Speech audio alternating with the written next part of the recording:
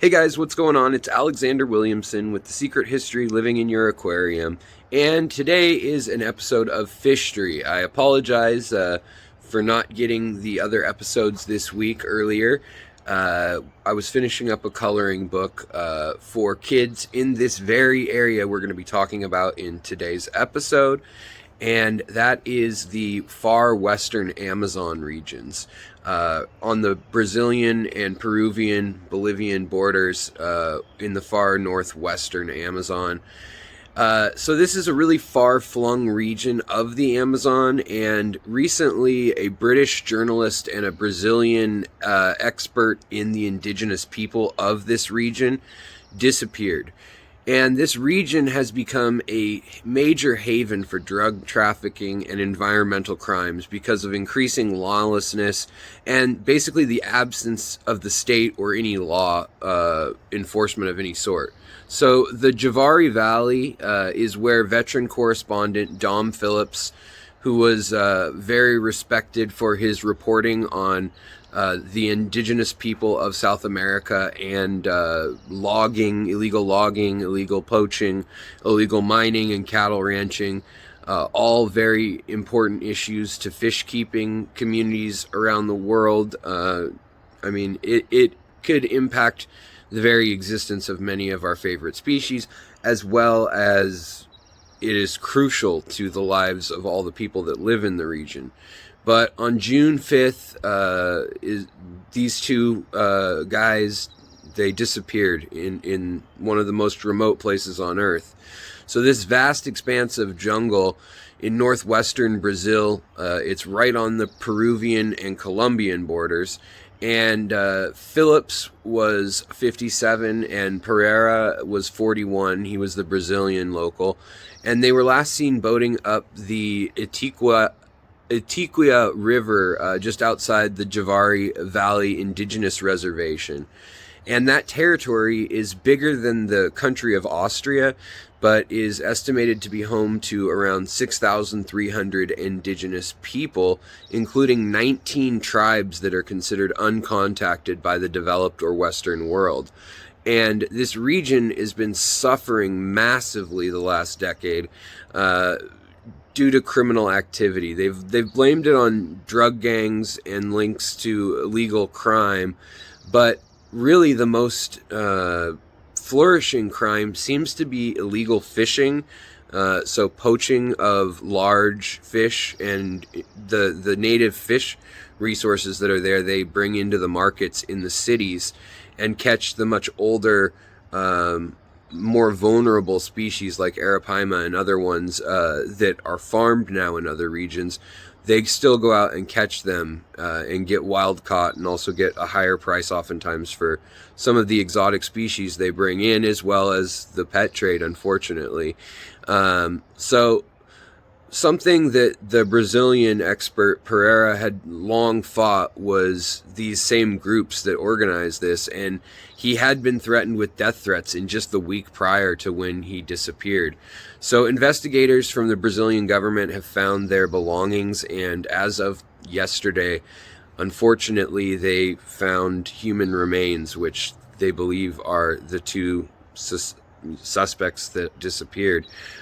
So experts on the Juvari Valley said that drug gangs and illegal mining, logging, and poaching are all kind of separate industries that overlap. And unfortunately, the last few years, the Brazilian authorities have pulled out of the region, and it's become massively attractive for criminals. The region is really hard to reach and even harder to patrol. It's a huge area, it's remote, densely forested, and it's crisscrossed by meandering rivers that flood for 3 to 5 months of the year and are really hard to navigate. It can vary as much as 20 feet or about 5 to 7 meters, depending on the time of year. By its very nature, the forest is an attractive space for these drug traffickers coming out of the Andes and the foothills of the Andes Mountains and bringing their drugs into Brazil and eventually downriver and into international trade, heading to first Nigeria and Cote d'Ivoire, Liberia, Sierra Leone, and then from there heading into usually Spain or Italy, and then into the rest of Europe. Since the 1990s, these drug gangs have used the region's rivers to ship, I won't say it, but you know what it is, the nose powder, from Peru and Colombia both, and Brazil is really just the conduit. So the traffic has substantially increased over the past decade, and drug gangs operating within the region are now multi-leveled marketing firms with LLCs and actual legal corporation standing in many cases, and they begin to include legitimate mining, logging, and fishing groups with illegal ones. And the main cartel down there right now is the Os Crias cartel, which emerged in 2021 as a splinter group from the one-time largest cartel, bigger than even were Pablo Escobar days, the Northern Family cartel. And it is probably the biggest drug organization in the world, really. They now dominate all three countries and the borders, and they totally control the rivers in the Juvari region, apparently. So poverty, isolation, and the remoteness of it from any help is what really create the conditions for these gangs to feed off of. And this area has had a long history of poverty and corruption, and now it's being exacerbated by the Bolsonaro government basically abandoning the region until recently. So a growing number of criminals and more organized gangs with more and more better armed technologies are moving into this area, and they've basically replaced the state. They are the state there. And now they've even penetrated indigenous groups and have started to basically hold them hostage and force them to work as either slaves or work in areas where they're allowed to do certain things where no one else can, reservations and things. They're now enlisting young members, specifically of the Tukunu and Tukane ethnic groups. And just like in the big city slums, drug trafficking offers them a life that they couldn't ever attain otherwise, living in the Amazon. So it's really a sad state of affairs. And in the small city of Italia do Norte, it's a local outpost that Phillips and Pereira were returning to, or were supposed to be. And it is the third worst human development index for a city in all of South America. Enforcement and operations for environmental projects and legal affairs have been reduced since Bolsonaro took office in 2019. He's a far-right president and likes to fashion himself after Donald Trump. Big fan of Donald Trump. But he stated that we have lands that are rich with Indians that are poor, and we need to utilize both. Basically, his policy has been burn the jungle and capitalize on any resources there. It's something that should be brought to the attention of people. Things like dam projects that were put on hold in the past are now going full bore. Reportedly with really high levels of corruption, tons of money disappearing, tons of, shell companies and false projects for the benefit of the natives that really just completely just go missing or don't even exist. Only on paper did they exist, and it's leading to millions and millions of dollars flooding this region for the drug gangs and outsiders who have moved from the cities into these remote areas and basically set up outposts out here and have become the default enforcement of everything from little laws and things to any sort of help or aid that comes to the locals. So the fact that the Brazilian government used to aid a lot of the tribes living here that were considered primitive or essentially, indigenous groups that were living the way they always had, a large number of them have been contacted, but they're not necessarily living on the grid. They're still considered, I don't like the word, but they say primitive. But I would just say the way they always have lived. A lot of them have lived in cities at one point in their history. They've now also found a big discovery, which I'm going to tell you about in the next video, being that there was a large civilization right there in the Amazon at one point in time. So they went to the city life at one point in time. They went to large metropolises, and they decided to move back to the nomadic or horticultural lifestyles. But it's just a sad state of affairs. So Dr. Pereira, who went on this expedition, in order to highlight these very issues, he was a one-time head of FUNAI, which is a local group which basically oversees the indigenous people and makes sure that they remain uncontacted and that their land does not become destroyed. Well, under the Bolsonaro government, basically all funding has dried up for these resources, and only a skeleton crew remains in place, and they basically just allowed bribes and corruption to say, do whatever you want in the region to whoever's got the most money and the most guns.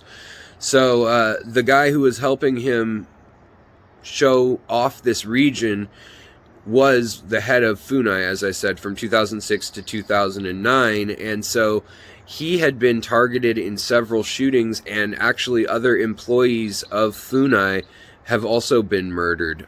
Most famously in 2019, when their anti-logging, anti-poaching chief for the Juvari Valley was shot dead in the city of Tabatinga, and that case still remains unsolved.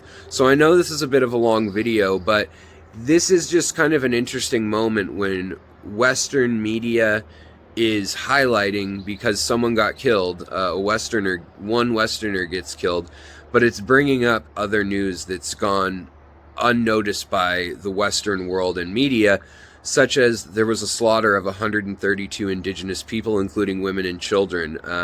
There is the controlled, as they call it, but it's not really, burning of the Amazon. If you guys remember, 2 summers ago, people were actually burning the Amazon when we had the most wildfires ever on record around the world in Russia, Australia, the United States, and that's when the farmers were actually burning down old growth rainforests to make way for cattle lands.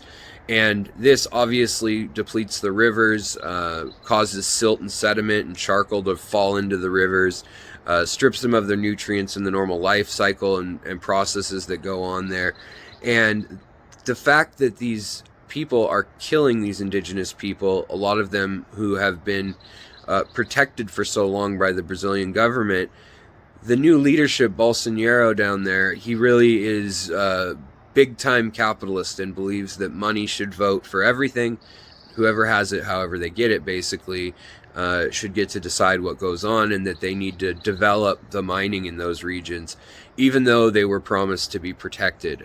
So it's kind of a way in which a lot of people who are critical of the government say that they've been using these behind-the-scenes methods, these corrupt methods, to actually use these gangs and these illegal groups to mine these regions, even though legally then they can say, oh, well, they're protected legally. And they also have called off patrols and things other than to solve this one particular crime, which has been getting a lot of heat since a Western British journalist died. So I just wanted to bring that up. It's a really sad story all around. It's not surprising over 300 journalists have been killed in the Amazon basin alone in the last 10 years. That's 300 journalists specifically talking about either indigenous issues or environmental issues like fish, like the damming of rivers, like the poaching, the illegal mining, the illegal logging, the illegal cattle farming. And I know this is already a long enough video, so I'm going to end it here since we don't have any resolution other than as of right now this morning they arrested somebody in connection with this, and reportedly it was the indigenous people who tipped off the authorities to what was going on, and also reported that they'd essentially been held hostage for the last 2 years. by people armed with machine guns and riverboats, with high-speed boats and radar and all sorts of high-tech technology, compared to people living off-the-grid subsistence lifestyle as they have for thousands of years. So that's all I have to say about the issue. So I'd just say brush up on it and stay informed. I know this was a long one to make up for the missing ones, but I'll talk to you next time, guys. Have a good week and a great Thursday. Take care. Bye. Hey everybody, what's going on? It's Alexander Williamson here with FISHTORY on the Secret History Living in Your Aquarium on the Aquatic Morning Show. Can you follow what I'm doing? I hope you're having a good Friday. How's it going, Jess? What's up? If it's Stephen P. or Skipper or whoever is hanging out this morning, I hope you guys are doing well. Same to all of you in the chat. So, today I want to tell you guys some exciting news that we don't have a lot of details on, but as an archaeologist, this just thrills me. So, they have recently found a 7 square mile temple and or monument complex in the densely vegetated Amazon.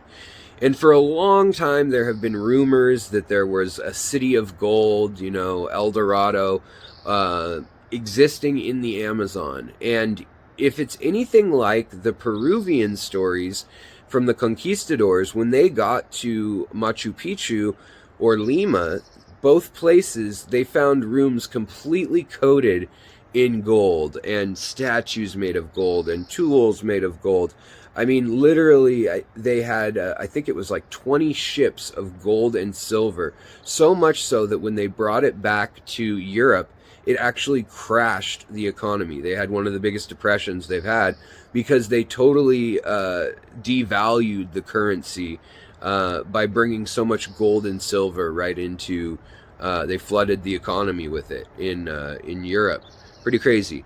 So if that's anything to go off of the potential for that sort of thing in the region, what they're finding are step pyramids. And we've gone dark, sorry guys. So what they're finding is step pyramids, very similar to those in Mexico, and with some of the architecture features that appears of Peru as well. So you see the kind of Machu Picchu looking structures and stonework, or it's pretty reminiscent also of the desert cultures in like the Atacama Desert. And so the way they found this is, of course, well, I'll tell you this in a second. So the way they found it is by using something called LiDAR. So basically it's a frequency of laser that they can shoot from a satellite or a low-flying plane. And oftentimes this region is very cloudy, so it is really hard to get from satellite the LiDAR because the clouds will mess it up. But if they get a clear day, they can use the satellite LiDAR, and it's very rare to get those crystal clear moments there when you're going all the way through the atmosphere. So they've used low-flying planes, and they've uncovered these giant structures that are rising 70 feet in the middle of the jungle, that people have literally been going around for decades, for centuries, and basically you can't even tell what it is because it just looks like a mound in the jungle of dirt. The jungle has reclaimed these places, and they assume that society that built this, existed probably around 1,000 years ago, so probably about 300 years, 400 years before contact between the Western world and the old world and the new world. This was probably a thriving city, and then all of a sudden it just totally disappears. They haven't excavated the area yet because they didn't know it existed, but they have excavated mounds in areas where the city has come right up to the jungle, and they've realized, holy cow, there is a pyramid right here. This lump in the ground that we've all walked over and watched the sunset from on the weekends or whatever, like in a park in the middle of town, is a pyramid. And when they excavate those, they tend to find a lot of material culture from 1,500 to 1,000 years ago. And this society, this culture, seems to stem thousands of miles with similar style artwork and things. So it was probably trading different crops and products and things with Central America all the way up into maybe even southern Mexico, but definitely Central America, Honduras, Panama, Nicaragua, Guatemala, all those areas were definitely tied into this, which probably then tied to the Andes. They know that the Incans ran all the way up to the Mayans with their trade routes when the Europeans first came here. But this is really cool because it confirms what the locals have been telling them for literally centuries, that there was a golden city somewhere in the Amazon. And whether they mean that metaphorically or literally, either way could be true, which is kind of the fun part about all this. But there's a couple different professors heading it up from different universities around the world, and it's a big breakthrough that they've found a temple complex in the actual Amazon. A lot of times throughout history, when we've looked at the Amazon for the last 300 years, Europeans said, oh no, these people were far too primitive. They've always been nomadic or tribal in nature, where they just move around with the river, and as it rises and falls with the wet and dry season, and they fish, and they might grow some food or collect some food. But now we're getting a much different picture, that they actually had an agriculture and probably aquacultural system with floating gardens and using fish as their main protein, rather than having to hunt through the jungle to support a giant city. Crops also would have been completely necessary for this. So it really could rewrite the history of the Amazon. And when a lot of times we've said that, this could never be, these people are so simple when they were contacted, they're so primitive. And that's in the last video I mentioned the word primitive too, but that's why anthropologists don't necessarily like to use the word primitive, and rather hunting and gathering or nomadic is probably a better word, because a lot of times, just like the Mississippian mound culture in North America, you can have native groups that were once living in cities and metropolises, and either war or famine or some sort of massive illness comes through, and they decide to go back to nomadic or tribal life that's less centralized. And in some ways, you could say that if life everywhere was still tribal, the Earth may not be facing the threats it is right now. I mean, definitely not nuclear war and global warming or climate change, rather. Things like that definitely wouldn't be an issue. So maybe the primitive way of living, as they say, is the more sustainable one in the long run. So there's some wisdom in that these societies, decided to come together, get organized, and then they decided to dissolve back into living more in unison with nature. And we know for a fact that the Peruvian Amazon and the Colombian Amazon were really well manicured, especially in the regions that didn't flood, but were adjacent to river areas that did flood. We see all sorts of irrigation trenches and things, not the massive earthworks that we see in other parts of the world. And so this is partially why we thought it may be more primitive nature, digging by hand with a wooden trowel or something like that. But definitely enough so that they've changed the land so that they could live there year-round, and it could support a very dense population. So, people are already trying to make estimates of how many houses would probably be associated with a temple complex like this, how many stones have to be moved in order to do this, where the heck they even got the stones from on the river, and how they would transport them into the middle of the forest like this. And, some of these estimates that archaeologists and anthropologists are coming up with are saying that there could have been as many as 100,000 people living in this one city alone.